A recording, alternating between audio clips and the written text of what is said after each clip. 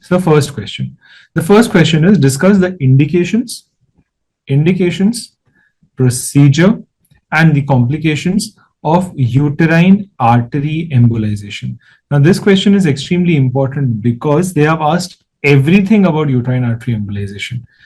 There is nothing more to uterine artery embolization except for performing it, except for these three questions, right?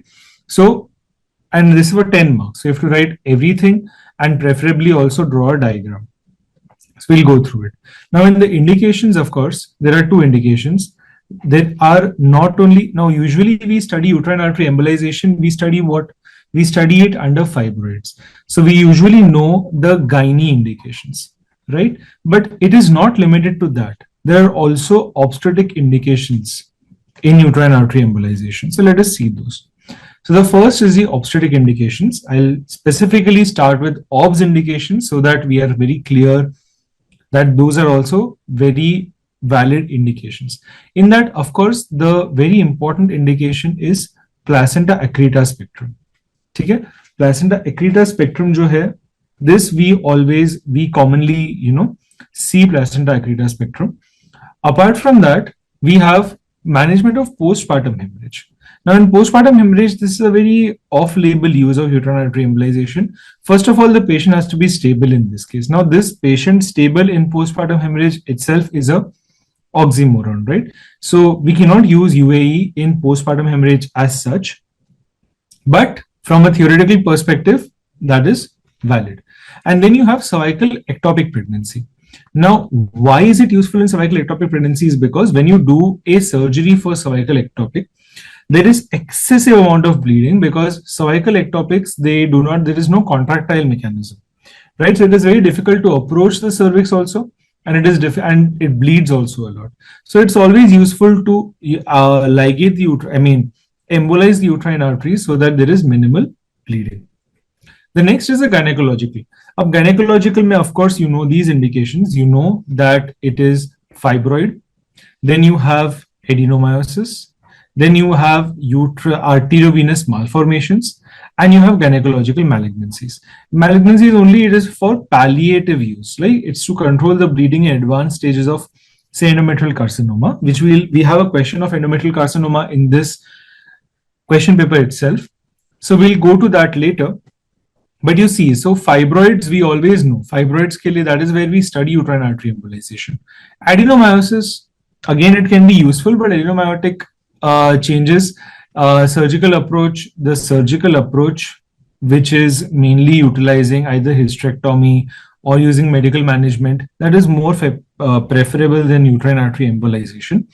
Arteriovenous malformations, whenever there is an artery and vein and the two of them, they come in contact and there is excessive bleeding, it is called arteriovenous malformation. Us bleeding ko bhi stop karne ke liye we can use your uterine artery embolization. And lastly, gynecological malignancies. So this is a very interesting and important diagram of uterine artery malformation. The next thing they were asking is the procedure, how the procedure is conducted. So what do? You first gain access from the femoral artery. Through the femoral artery, you gain the access and you go to the internal iliac. And from the internal iliac, then you can approach the uterine artery. And both the uterine artery are embolized. Uterine artery embolization is done on both the sides because single uterine artery embolization has less benefits because collaterals develop हो जाएंगे बहुत easily. Collaterals तो वैसे भी develop होने वाले हैं. But if you do not do both the sides of embolization, you not do on both the sides, then one side would be patent that will supply the fibroid, right? So that is why you do uterine artery embolization on both the sides. After that, you do angiography, repeat angiography to see if the embolization is successful and then remove the catheter. Okay. Now, what are the complications? Now, as soon as you're entering, basic cheez hai, if you're entering the femoral artery, you're puncturing the artery, there can be hematoma at the site of puncture. So that is the first thing.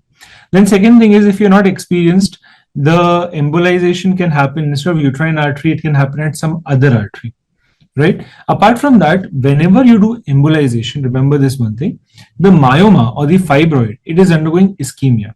And whenever something undergoes ischemia in the body, always it will undergo some kind of lysis, and lysis will release cytokines. And the cytokines are going to cause fever, they're going to cause pain, etc.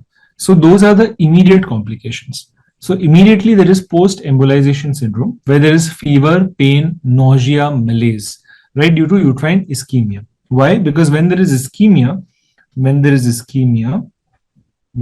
ischemia, there is release of cytokines.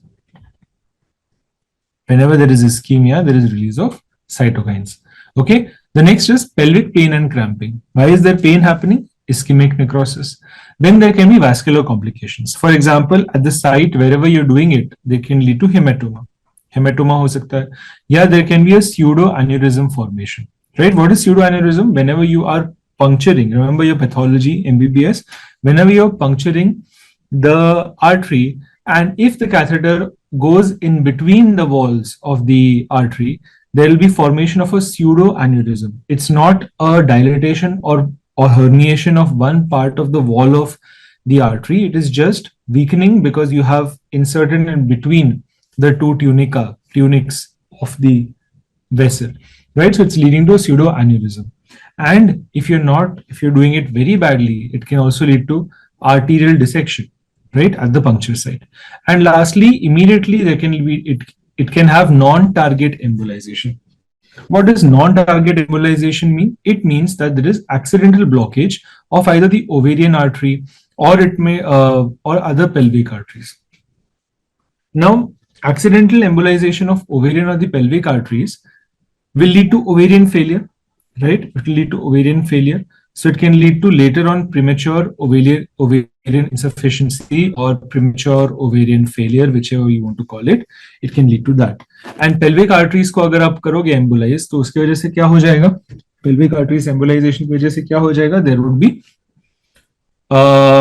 ischemia of the bowel, right? Bowel ischemia. Later on, delayed. So if it's premature ovarian insufficiency, POF, POI या POF, जो भी आप बोलते हो, premature ovarian insufficiency होगा, तो फिर there can be amenorrhea or ovarian dysfunction. Then, because of the ischemia, submucosal fibroids will lead to will get degenerated, and the degenerated submucosal fibroids, they just pop out. They just pop out from the endometrium and they get lodged inside the uterus. This is called expulsion of fibroids. More than that, if the fibroid is undergoing ischemia, it will undergo fibroid necrosis, and that necrosed fibroid can also undergo infection. And if there is infection in the fibroid, then you have only one option. You have to remove the septic foci. So it might necessitate hysterectomy. And most importantly, uterine artery embolization is never, ever preferred in patients who want to conceive, because it can lead to increased risk of miscarriages, increased risk of preterm births, and abnormal placentation, that is placenta accreta spectrum. So it should never be for a young fibroid. That means young fibroid means a patient who has developed fibroid in younger age group and the family is incomplete. The family is incomplete. In this case, you will never ever give the recommendation of uterine artery embolization, because you might make the patient infertile, right? So this is the basis, or this is the basic answer to your uterine artery embolization question. सब कुछ पूछा गया है 10 marks के लिए, so you have to write everything, and it is better that and to be to the point and not beat around the bush.